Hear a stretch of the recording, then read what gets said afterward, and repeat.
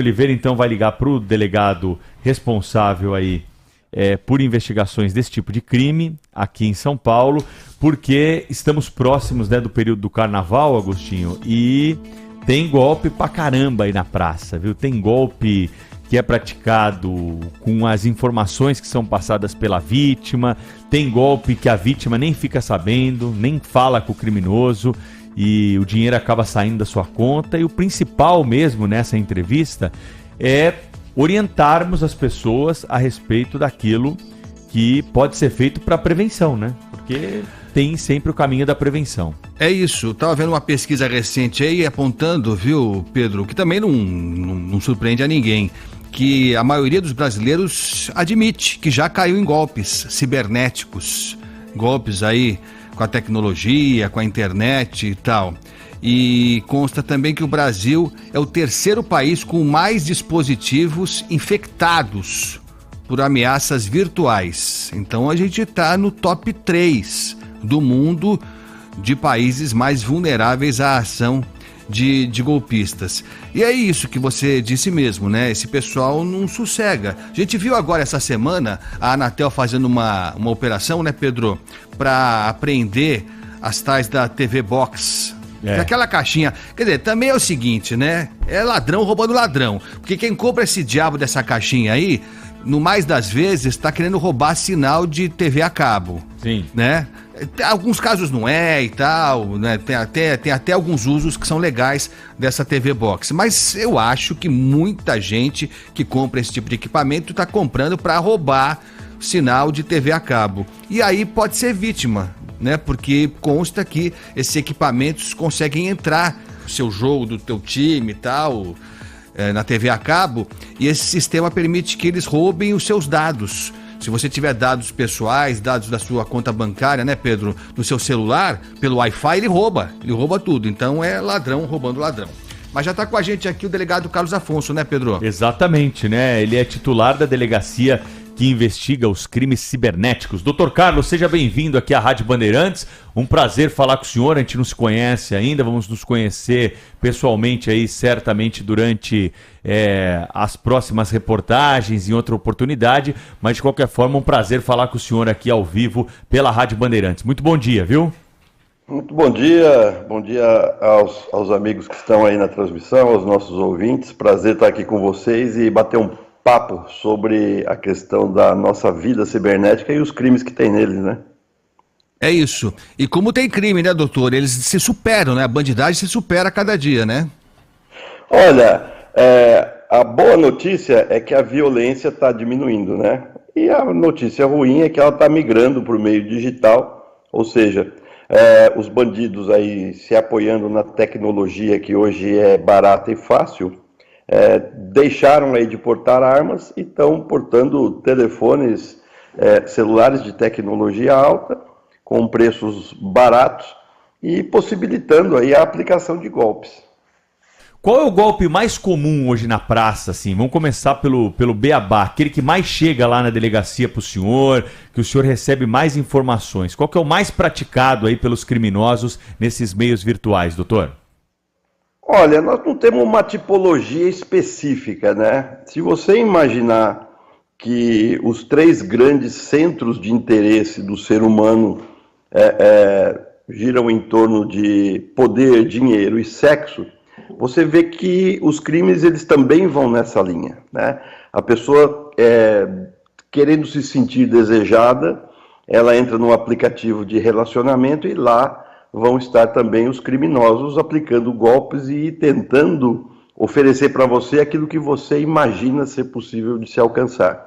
A mesma coisa com os golpes que fazem com que a pessoa se sinta empoderada, né, oferecendo um bem ou um produto ou um serviço que tem um custo altíssimo e oferecendo para essa pessoa a um custo baixo, então ela vai se sentir poderosa, vai se sentir fazendo um excelente negócio. E o dinheiro, né? Golpes que buscam fazer com que a pessoa sinta uma vantagem econômica, né? E a partir daí, dentro do que a gente hoje convencionamos chamar de engenharia social, ela cria um cenário fictício que muito provável que em uma condição de raciocínio lógico normal ninguém vai acreditar e ela cai num golpe. O senhor falou aí o que mais atrai, né, a humanidade desde que o mundo é mundo, né? Desde que o mundo é mundo, hein, Pedro? Vamos combinar também, né? Que, isso aí. Isso aí. Agora, o senhor falou do sexo, né? Que tem acontecido com muita frequência, esses golpes, né? Das pessoas que começam a se relacionar, achando que estão se relacionando com o italiano, bonitão, fortão e ricão, e na verdade acaba se estrepando. Ela estava lembrando, viu, doutor Pedro e ouvintes, o nosso saudoso e querido José Paulo de Andrade. Ele falava pra gente assim, ó: eu peço a Deus todo dia para não me tornar um velho, como é que ele falava, meu Deus? Velho ridículo. Um velho ridículo, né? Então, dá para entender o que ele queria dizer com isso. Sabe as palavras, porque é o seguinte também, né, doutor? Vamos combinar. Tem um cidadão aí, um ou outro e tal, que ele acredita em milagre, né? Com todo respeito, o cara tem que ter um pouco de noção de ridículo. Ele não vai conseguir se relacionar com aquela jovenzinha que tá aparecendo no WhatsApp dele. Isso é um crime impossível. Mas o ser humano se deixa... Vai fazer o quê, né, doutor? E aí tem que correr atrás do prejuízo.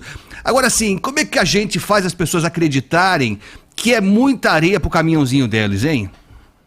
É muito difícil, né? Porque se a gente for analisar aí quando a gente não tem uma consciência situacional da gente próprio, né? Você tem que entender quem é você, que o teu corpo ele acompanha a idade e ele tem marcas que são só suas e que você gosta, né? E para quem tem a sorte ainda de ter a mãe viva, só a mãe da gente gosta do que ela vê. O restante é convivência. Né? O restante é você conhecer alguém e tomar os cuidados que se deveria tomar em uma situação de realidade, de normalidade. Você é uma pessoa bem-sucedida, homem ou mulher. Você mora num belo apartamento, uma bela casa, você tem um carro magnífico, você é o que se chama sonho de consumo, né? Você não pode se relacionar com uma pessoa que você nunca viu, que ela encontrou o seu número e que ela marca um encontro com você às 11 horas da noite em um bairro extremamente afastado, embaixo da ponte. Como é que aquele príncipe encantado, como é que aquela rainha, ela vai surgir num cenário tão horrível como esse? Então, é uma situação delusional, né? E as histórias que se fazem e que se falam para que isso seja crível são inaceitáveis nos dias de hoje, né? Você quer conhecer uma pessoa, vá a um local público, né? Vá a uma praça de alimentação de um shopping center, né? E a partir daí, né, você conheça a pessoa, troque informações, busque saber, né? Hoje em dia, se você pega o nome de uma pessoa, joga no Google, você tem aí a imagem dela, os dados dela, né? E isso é possível. E não aceitar aquelas histórias que, nessa questão de relacionamentos, aquelas histórias que já começam com uma mentira, né? Olha, você falou que você tinha 1,70 m, você tem 1,62 m, é tão diferente. Olha, por que você não pode se encontrar num local público? Por que você não disse o seu nome verdadeiro? E a partir daí a pessoa começa a tentar fazer aqueles concertos de situação que já seriam mais do que suficiente para você apertar um botão vermelho no seu painel de comunicação e cair fora.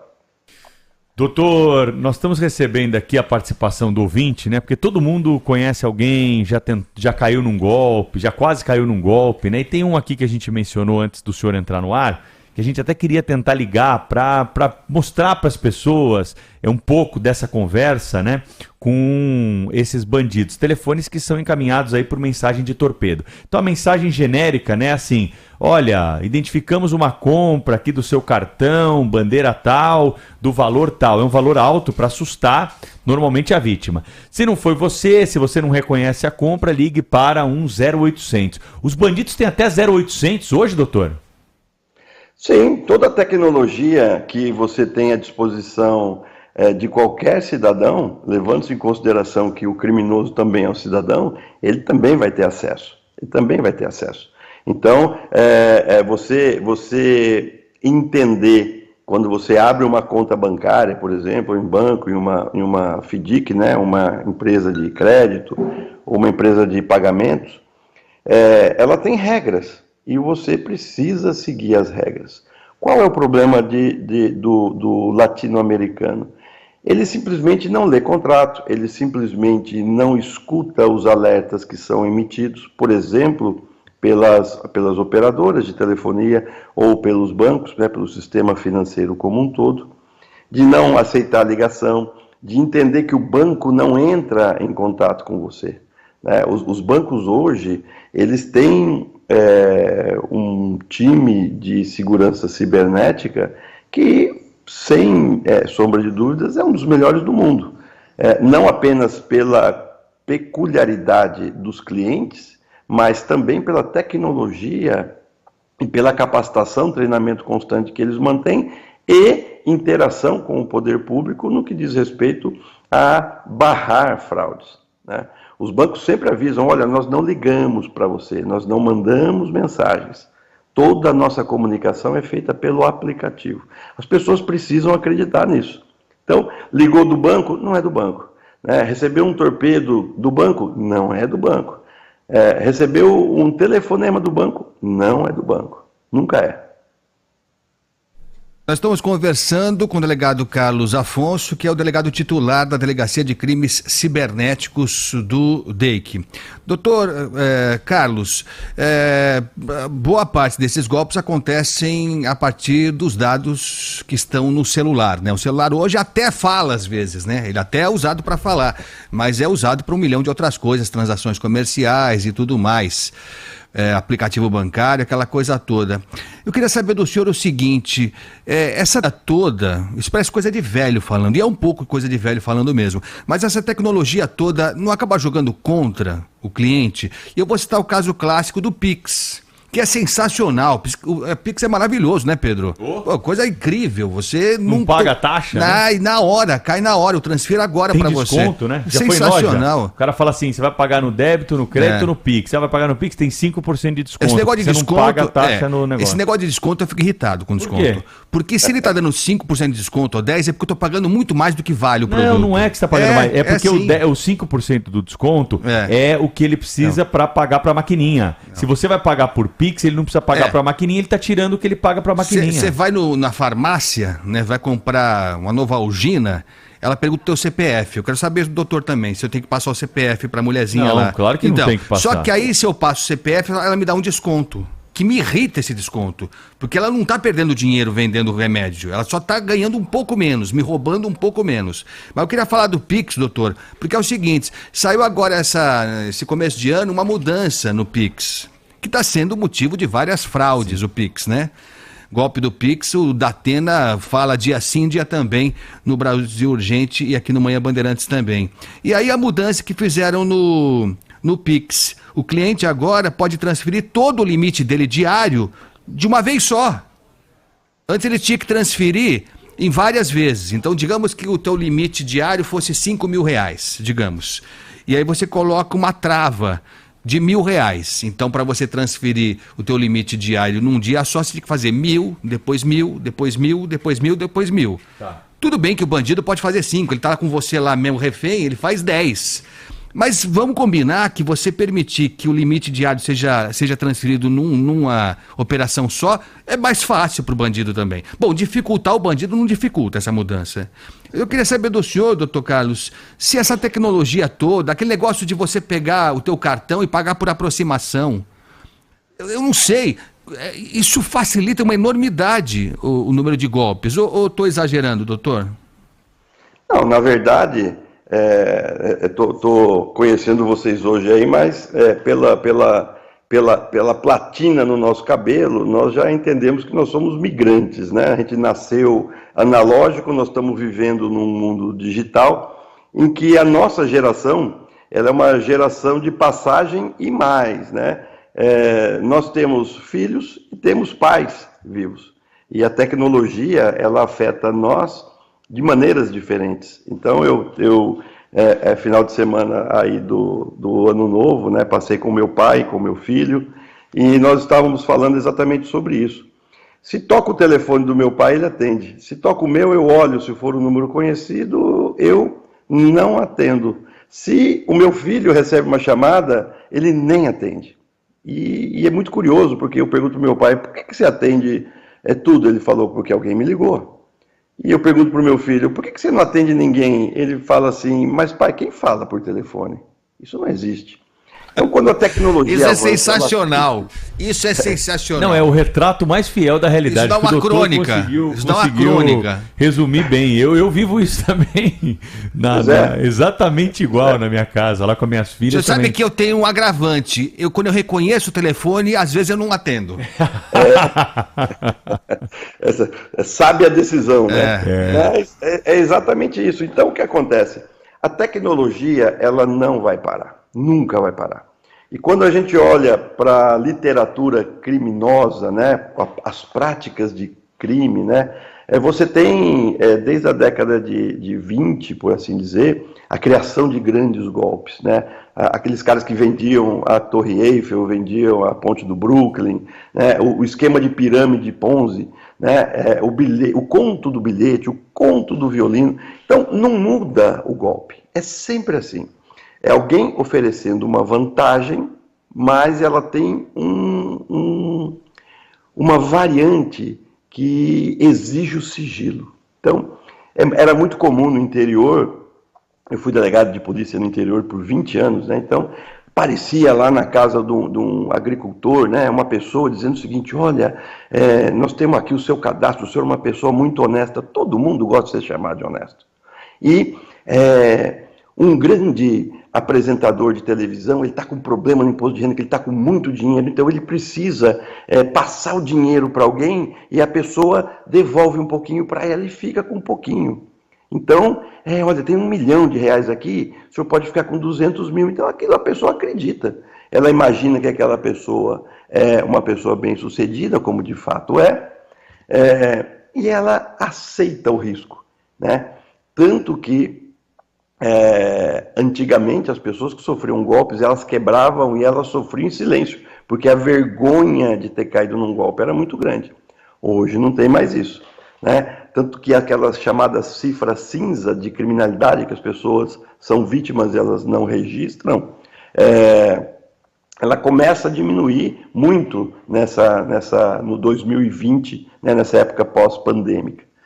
Aliado a tudo isso está a tecnologia. A tecnologia prejudica? Não. A tecnologia, ela muda estilos de vida.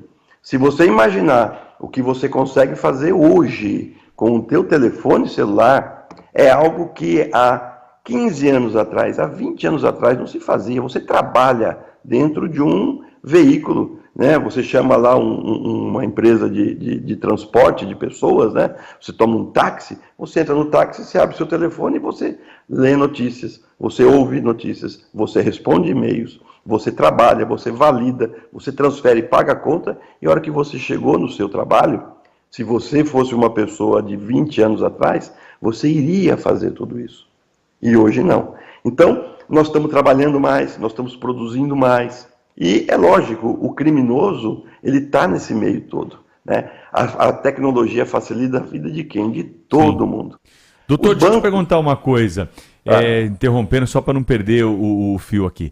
O DEIC, né, que é o Departamento de Investigações Criminais, do qual a sua delegacia aí de crimes cibernéticos faz parte, ele tem identificado um número maior dessas ocorrências, ou seja, que está tendo mais, a gente sabe, mas a polícia está prendendo mais, a polícia está chegando mais a esses criminosos, está aumentando o número de presos. O que acontece com o bandido que está do lado de trás lá, enganando alguma vítima nesses golpes todos que nós estamos falando aqui, de Pix, Tinder, boleto falso, ligação, seja lá qual for o golpe? Bom, vamos só dar uma pontuada aí. Eu sou responsável por uma divisão, né? A minha divisão tem 4 delegacias que cuidam desde lavagem de dinheiro, golpe em redes, e-commerce e fraudes bancárias, tá? Então são 80 pessoas, né? São 9 delegados de polícia trabalhando no combate aos chamados crimes cibernéticos. Nossa divisão ela foi criada em 2020, em outubro de 2020, é uma divisão extremamente nova. E ela tem como escopo combater a criminalidade organizada que opera através de alta tecnologia. Todos os crimes que a gente está vendo aqui, a maioria deles, ele tem uma raiz própria, que é o chamado estelionato. O estelionato é um crime que a pena vai aí até 5 anos e o regime de cumprimento dela é um regime aberto. Então, você imaginar que nós vamos ter prisões, que pessoas serão levadas para trás das grades por ter praticado uma fraude, isso não vai de acordo com o sistema. Isso não é uma coisa nova ou recente, não podemos dizer se isso é errado ou não. O que nós estamos trabalhando e combatendo é na recuperação de ativos para indenizar as vítimas. Então isso é uma coisa, é um trabalho muito bacana que a gente faz lá no DEIC. A divisão começou em 2020, em outubro de 2020. No ano de 2021, nós conseguimos aprender e vincular as investigações, em termos de valores, 38 milhões de reais. No ano passado, que foi 2022, foram 43 milhões. Então é muito dinheiro que a gente consegue bloquear, recuperar e fazer o quê? Deixar esse dinheiro disponível para a vítima. Isso é uma coisa muito bacana. E olha só como é que acontecem as coisas. Quando a gente fala em responsabilização criminal, eu não estou falando só de prisão, né? A maioria das pessoas que a gente investiga, elas fazem um acordo de não persecução penal, em que elas confessam a prática do crime, elas restituem os valores às vítimas, que esse valor pode começar com o valor que ela tirou da vítima e também subir para um patamar de lucros cessantes, danos emergentes, entender o que ela quer receber, o que ela pode receber. E a partir daí o sistema funciona. E isso é importante porque nós ficamos assim muito fascinados em entender que só a prisão vai resolver. E não vai. Por quê? Porque se a prisão fosse válida única e exclusivamente como solução, o crime vai compensar. Se eu consigo fraudar uma instituição financeira em 5 milhões, 10 milhões, e eu passo 1 ano na cadeia, vocês vão ver que foi o melhor investimento da vida de um aplicador, né? Você fica 1 ano sem fazer nada, comendo as custas do Estado, dormindo. As prisões hoje são prisões melhores do que eram o ano passado e o ano retrasado. E quando você sair, você tem lá um dinheirinho para curtir a sua rápida aposentadoria. Então, essa responsabilização, hoje ela existe, mas ela é focada muito mais na retenção de patrimônio. Nós cumprimos nesses 2 anos de divisão mais de 1.100 mandados de busca e aproximadamente 50 ou 60 mandados de prisão. O mandado de prisão, sim, ele é mais vinculado a uma estrutura criminal mais organizada, a uma criminalidade de massa, a um uso de uma tecnologia um pouco diferenciada. E, nesses casos, além da retenção patrimonial, eu também vou ter a prisão do fraudador. Mas, no mundo todo, é muito difícil você entender um sistema que opera com prisões para crimes de fraude.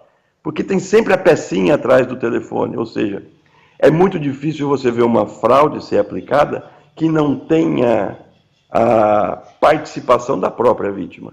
A vítima ela precisa ser o primeiro filtro de qualquer fraude. Esse ponto é importante. Aliás, eu queria aproveitar esse gancho que o senhor me dá, doutor Carlos Afonso, da Divisão de Crimes Cibernéticos, Delegacia de Crimes Cibernéticos, porque tem alguns ouvintes aqui que ficaram chateados comigo porque eu brinquei falando que o cara acha que vai ter uma menininha bonitinha dando mole para ele, ou uma senhora que vai achar que um gostosão italiano vai estar afim dela. Foi uma brincadeira que eu fiz, é lógico que aqui ninguém quer responsabilizar a vítima, se bem que, se a gente não cuidar da gente, fica difícil. Fica difícil. É a mesma coisa de você passar a senha. Você não está conseguindo. Isso acontece direto. Pessoas mais idosas, pessoas que têm dificuldade com tecnologia, e eu posso falar por mim, porque eu tenho uma dificuldade danada. No caixa eletrônico eu me viro, mas se for uma coisa mais detalhada, já tem que pedir ajuda para os universitários. Aí você vai e passa a sua senha. Você me ajuda aqui? Aí complicou, né? Você vai culpar a vítima, não, mas ela tem que saber que ela tem que zelar pelas coisas dela, porque senão ela entrega de bandeja. Aliás, aproveitando, doutor, os bancos estão ressarcindo as pessoas, porque eu já tive problemas com saques indevidos na minha conta, e aí o banco acabou me ressarcindo, mas no início de conversa eles sugeriram que eu talvez não tivesse zelado muito bem pela minha senha, o que não era verdade.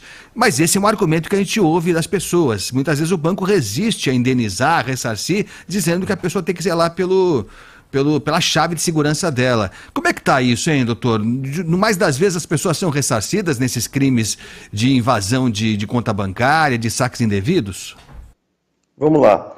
O sistema financeiro, ele é um sistema que ele busca entregar para o seu cliente cada vez mais segurança nas suas transações. Nós percebemos o seguinte, quando existe uma fraude muito bem elaborada ou tem alguém dentro da cadeia de entrega do serviço que se corrompe, o banco tem detectado isso e tem sim ressarcido os seus clientes. Eu já tive esse dissabor, né? Um belo de um dia, eu acordei, fui lá ver meu saldo bancário, alguém tinha entrado na minha conta, eu tinha aquele famoso limite pré-aprovado, o limite foi baixado e transferido para uma outra conta. Tá? Como é que os caras conseguiram isso?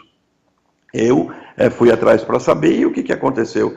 Na cadeia de trânsito de um cartão de crédito que foi pedido por mim para trocá-lo, esse cartão de crédito foi capturado, foi validado, a pessoa se identificou como sendo eu, mudou o endereço, mudou meu login e senha, fez a baixa, fez a transferência e caiu fora. O banco me indenizou, mas ele faz esse procedimento de investigação. É chato, é chato. Ele vai ter que fazer as perguntas que a gente não quer ouvir? Vai. Sua senha está gravada no seu telefone celular? Tá. Olha, no nosso contrato está escrito que o senhor não deve fazer isso. Ah, mas eu não li. Ah, mas a letra estava pequena. Mas está lá. Mas a gente avisou. Né? E o banco ele vai investigar para entender se de fato ele está sendo atacado ou o cliente foi atacado. E se o cliente foi atacado e ele cumpriu tudo que estava combinado com o banco, em termos de segurança, não passou a sua senha para ninguém, o banco vai indenizar. Se está fora do script, ou seja, olha, o senhor cedeu a senha, está aqui escrito que ela é pessoal e intransferível. Né? Mas eu só dei para o meu filho. Acabou, você rompeu o contrato. Então, os bancos são muito sérios no que diz respeito ao cumprimento das regras. O que nós precisamos entender agora, que o exemplo que você me deu, né, do Pix, né, que você pode transferir o valor todo, essa é uma possibilidade que o sistema financeiro passa para todos os clientes. Mas ele não tirou aquela possibilidade de você fazer o quê? Entra lá no seu aplicativo, qual é o seu limite diário? O que eu faço? E recomendo que se faça. Qual que é o meu limite diário? Eu ponho 0. E aí eu vou pagar uma conta. O que eu faço? Eu entro, aumento o limite, pago a conta e volto o limite para o 0. Então, são coisas simples que estão na nossa possibilidade de ação e que nós precisamos, para estar nesse novo mundo tecnológico, nos atentarmos a isso. O que antes acontecia de você ter saldo médio e deixar um grande volume de dinheiro na sua conta, hoje não existe mais. Hoje a gente trabalha muito mais com crédito do que com dinheiro vivo. E a tendência ao longo do tempo é que o dinheiro vivo ele desapareça. A gente fica só com transações bancárias. Nós precisamos seguir as regras do sistema. Senão vai ser sempre vítima de golpe. Doutor, hoje nós temos uma proliferação de bancos virtuais, aqueles bancos que não têm agência, né? E para abrir conta nesse banco, eu abri recentemente, vou trazer o meu exemplo pessoal aqui, por uma questão puramente de modernidade, porque não tinha nenhum outro interesse a não ser conhecer como é que funcionava, porque todo mundo fala, não paga taxa, você tem benefícios. São muitos investimentos também, viu, doutor? Muitos investimentos, nossa, então aí tem que abrir vários bancos. Não tenho mais. Tem que pulverizar, né? Exatamente. Aquele negócio de colocar os ovos num só, nossa cestinha, não dá. Não tem mais onde colocar dinheiro. Várias cestinhas. Deus está vendo, e o Lenite também. Olha, mas é o seguinte, E aí eu decidi abrir essa conta. Aí você pega, quais são o passo a passo, para quem nunca, né, se aventurou.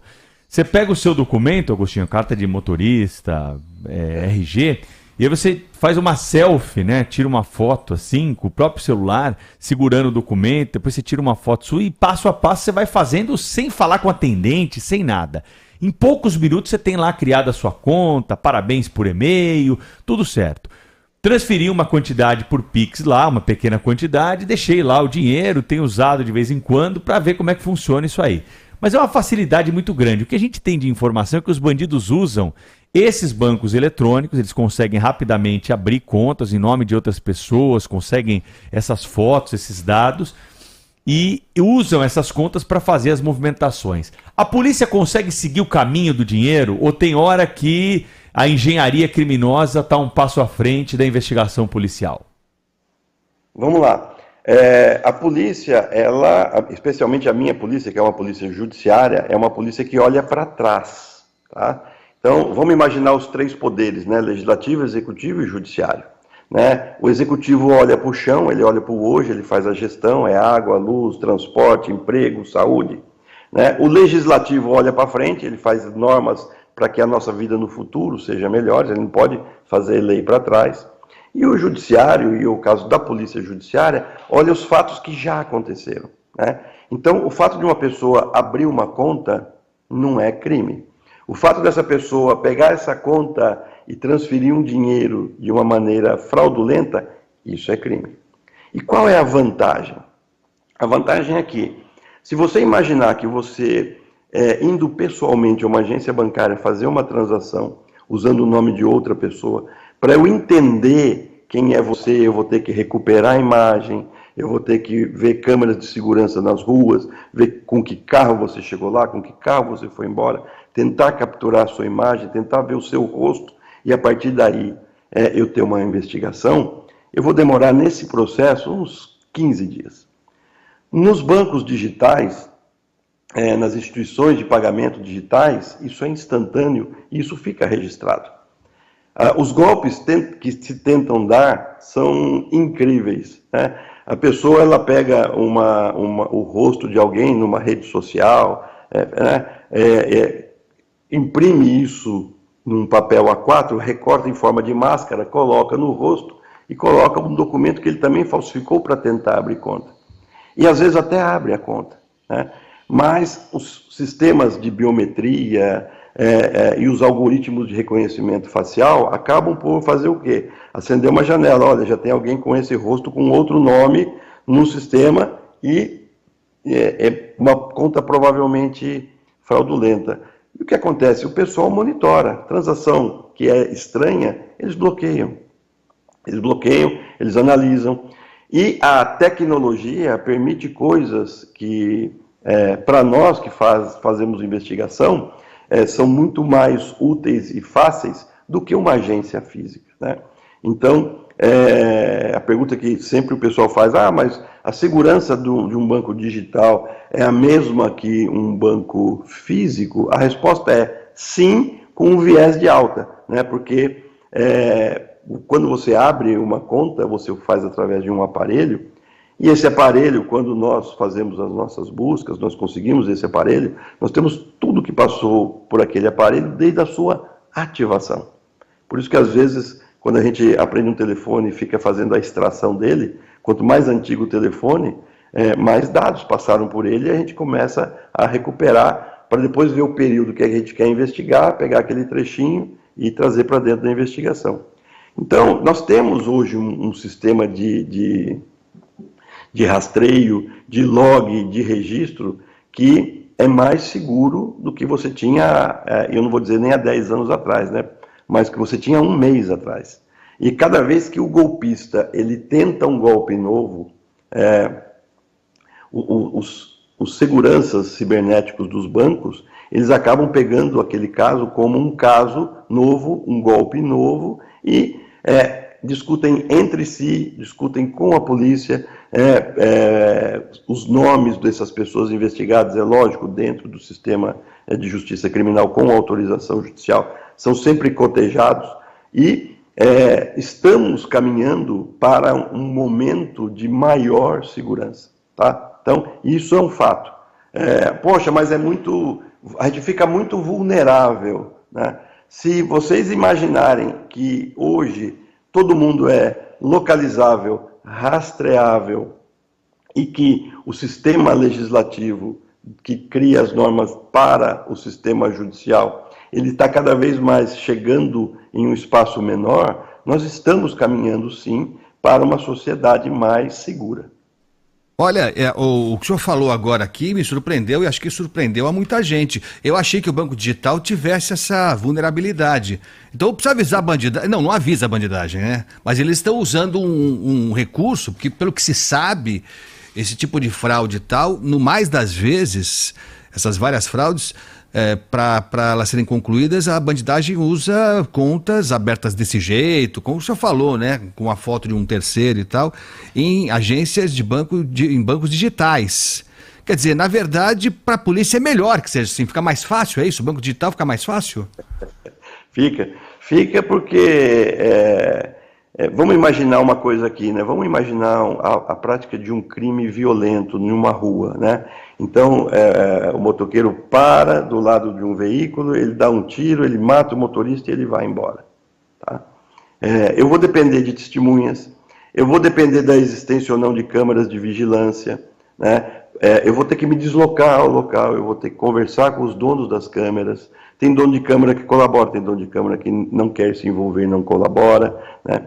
No banco digital, no crime digital, crime virtual, não. A pessoa fez um login. Mas eu usei o e-mail que eu criei na Indonésia. Tranquilo, mas você usou aqui. Você usou numa rede. Mas eu pus uma VPN. Eu fiquei invisível para o sistema, mas você ficou visível para o provedor. Então, é um mundo em que o bandido ele conhece da tecnologia, mas a maioria dos bandidos conhece da tecnologia, assim como os bandidos violentos conhecem do sistema penal até a página 2, né? Senão eles seriam os grandes doutrinadores, os grandes advogados, os grandes juristas, e não as pessoas de bem.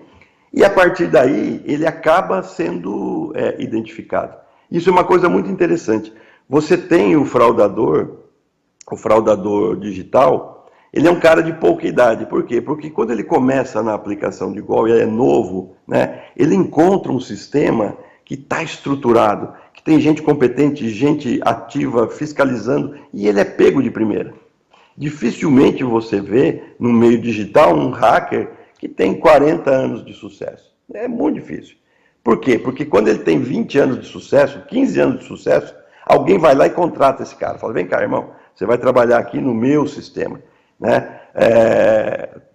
Temos uma história aí que o DiCaprio interpretou no cinema, né? Agarre-me se puderes, de um grande fraudador, o Abagnale, né? Que ele foi trazido para dentro do FBI e ele acabou fazendo o quê? Treinando e capacitando os agentes. A Polícia de São Paulo faz isso também? Se achar algum... Isso do mundo todo faz. Nós fazemos tudo, né? Dentro da lei. E claro, tem alguém que já foi preso e hoje trabalha junto com a polícia aqui em São Paulo? Aqui em São Paulo, nós não temos assim um colaborador oficial mesmo, porque essa possibilidade... Freela só. Não existe. Mas essas pessoas, elas acabam indo para o mercado oficial. Ele acaba indo para o mercado oficial. E Doutor, nós, como somos uma instituição pública que temos aí no nosso network o acesso a todas essas pessoas e redes de informação, nós sabendo que existe um banco, alguém que já fez esse tipo de fraude, nós vamos lá, tomamos um café com a pessoa, sentamos e falamos assim, como é que você faria aqui? E trocamos o que nós chamamos de informações de inteligência. É isso. Isso é uma coisa que está acontecendo muito, está acontecendo bastante, e é uma coisa que, voltando ao início do nosso bate-papo, né, para quem é migrante analógico, né, você via as forças policiais há 10, 15 anos atrás competirem entre si, né? Talvez por uma questão de ufanismo, de dizer que a minha polícia é melhor que a sua, né? E no mundo atual, você tem muito mais convergência em reuniões de inteligência entre essas instituições do que uma competitividade. Então, participei e participo ainda hoje com os meus colegas lá da Cyber, com reuniões com os colegas da Polícia Militar, com o pessoal da Polícia Científica, com os caras da Rodoviária Federal, analisando casos em que a gente chega e fala assim, ó, não vamos ter braço para tudo isso aqui, então você pega esse pedaço, eu pego esse, e você pega esse aqui, e vamos embora. Porque a mesma convergência que existe no mundo digital, de você ter todos os seus dados, que nós pensamos que está no celular, mas não está na nuvem, e você acessa de um computador de casa, do próprio celular, ou de um celular que você acabou de comprar, você faz login e senha, e está lá, você também tem essa convergência de inteligência entre as forças policiais.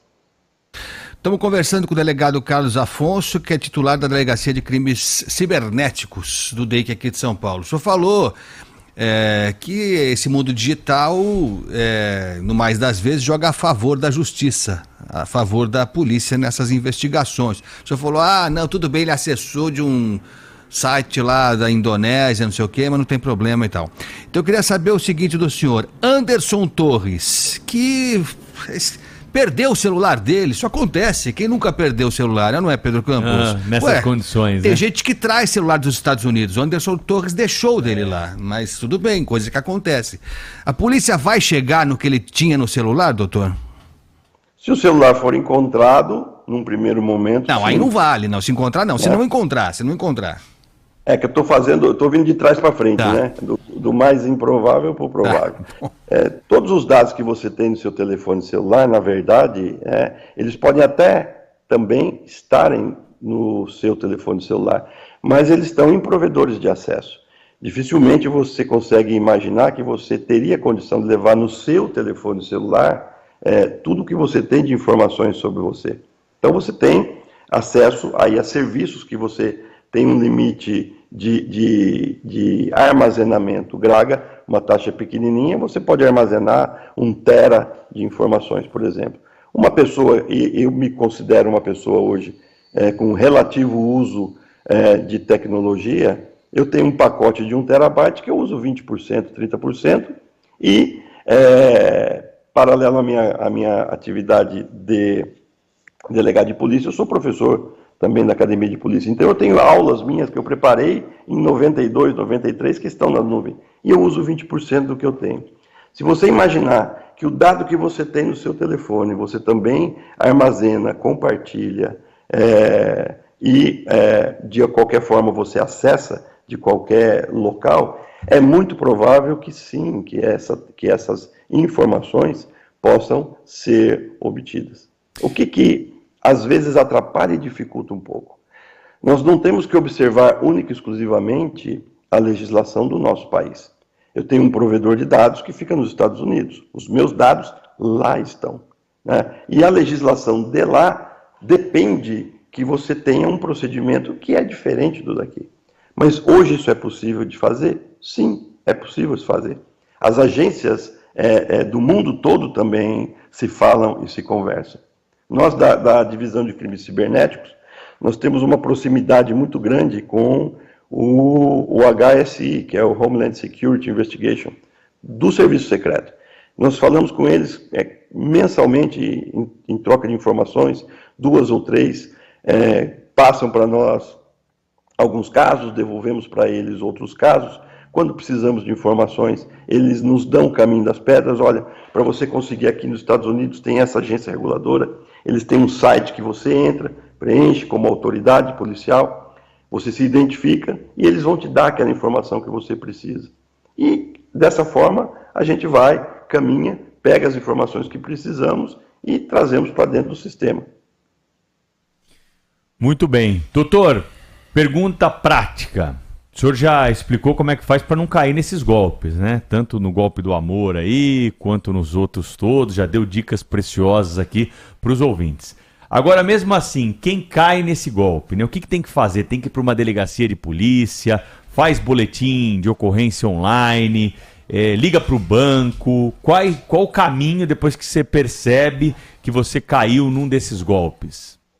Bom, só para pontuar, né, os 3 nãos aqui, né, para não se cair em golpe, né, não atenda, não clique e não responda, né? Não atende um número que não está cadastrado, não clique em nenhum link que vão te mandar, segue a ordem de pagamento de 1 milhão para você, não clique, né? E não responda, né? Oi sumido, né, no Tinder, né? Porque a coisa ali é provavelmente um golpe. Se você não teve a oportunidade, a felicidade de ouvir esse programa e se atentar a essas 3 regras e você caiu no golpe, primeira coisa, registre um boletim de ocorrência. O boletim, hoje, né, a delegacia eletrônica, em razão até da pandemia, ela sofreu uma modificação para um campo da positividade muito grande. Hoje é mais simples você registrar um boletim de ocorrência. Você entra pelo link ali da delegacia eletrônica e você mesmo preenche um boletim de ocorrência. Não precisa ficar preocupado com capitulação, não. Coloque o dado e conte a história, né, da maneira mais simples possível. E esse boletim de ocorrência ele vai ser analisado, né? O pessoal que fica registrando esses boletins, se ele for, quando for validar, ou seja, quando for transformar aquela informação de fato em um boletim de ocorrência, ele tiver qualquer dúvida, ele vai entrar em contato com a pessoa, vai perguntar alguns dados, né? Olha, o senhor falou aqui que foi na quinta-feira, né, dia 3, mas quinta-feira foi dia 2, esse dado para nós é importante. O senhor lembra se foi na quinta-feira, dia 2, ou foi na sexta, dia 3, e ali vai arrumar aquilo ali. A pessoa pode também ir a um plantão policial? Pode. E o que vai ter lá no plantão policial? Vai ter um policial que vai abrir esse mesmo link e vai preencher a ocorrência. Então, se você se sente confortável, preenche. Se não, vá até uma delegacia de polícia. Registre, né, esse boletim de ocorrência. E a partir daí, siga a recomendação daquela instituição em que você sofreu a fraude. Hoje, o Pix, por exemplo, ele já tem um procedimento de bloqueio e de devolução de dinheiro, que você faz o boletim de ocorrência, informa isso ao banco e ele te devolve. A mesma coisa com relação às corretoras de valores, a mesma coisa com relação a Facebook, Instagram e WhatsApp, né? Eles próprios já têm ali os mecanismos que você consegue entrar e fazer ali a sua comunicação e eles vão devolver o seu perfil, eles vão bloquear a tentativa de criação de novas contas suas e gerar em você uma curva de aprendizado. Muito bem. Sabe qual é o resumo de tudo isso, né, doutor? Você já deve ter ouvido isso aí alguma vez, né? Quando a gente precisa fazer uma transferência um pouco maior, com todas as senhas, com tudo, a gente tem dificuldade e não consegue. Mas o bandido com poucas informações consegue, porque ele tem o caminho, né, das pedras, estudou isso, sabe, e aí consegue entrar na conta e fazer uma bagunça danada na nossa vida. Por isso essas dicas aí do doutor são preciosas. Olha, os ouvintes adoraram a entrevista, gostaram muito do senhor. Se tem alguma coisa boa dessa história toda, é saber que tem alguém competente, capaz, com muita informação para combater esse tipo de crime nessa divisão do DEIC que comanda as delegacias dos crimes cibernéticos. O senhor já está escalado para voltar aqui em próxima oportunidade, porque não deu para falar nem da metade dos golpes. Mas, de maneira geral, as dicas valem, né, para qualquer um desses golpes. Os ouvintes mandaram muita informação aqui de bandido, mensagem, e-mail, boleto.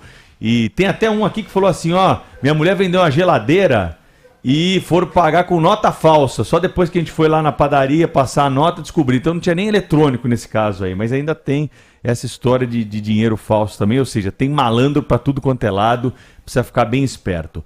Doutor, obrigado pela entrevista, viu, por dedicar boa parte do sábado aí para nos ajudar nessa prestação de serviço, conversar um pouco sobre esse assunto, o crime contemporâneo a ser combatido, que são esses delitos aí ligados à área digital. Bom fim de semana aí pro senhor e até uma próxima, viu?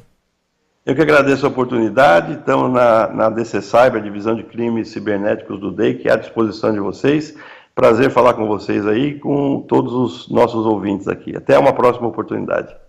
Valeu, abraço, hein? Vamos tentar não fazer o que o doutor... não é para fazer isso, hein? Mas nós aqui na rádio vamos fazer só para tentar mostrar para vocês um pouquinho de como é que é a conversa desses larápios aí. Vamos ver se mandaram um outro 0800 agora aqui. O Guilherme Oliveira tá ligando aqui.